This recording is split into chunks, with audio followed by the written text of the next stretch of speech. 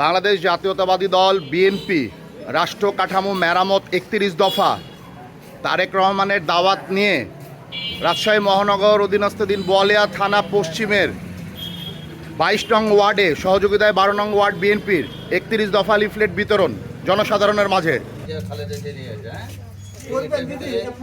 বাংলাদেশ কিভাবে গঠন করবে সেটা একটি সম্পূর্ণ ব্যাপার আছে।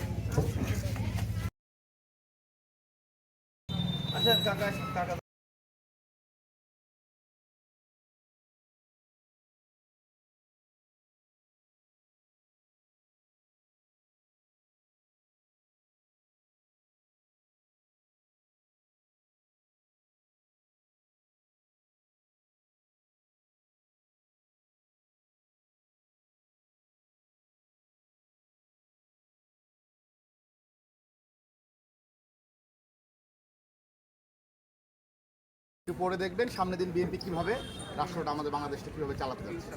ঠিক আছে, ধন্যবাদ। দফা রাষ্ট্র কাঠামো বিএনপির পক্ষ থেকে সামনের দিন কীভাবে রাষ্ট্রটা কাঠামো করলে বিএনপি কীভাবে চাচ্ছে একটু পরে দেখবেন। ধন্যবাদ।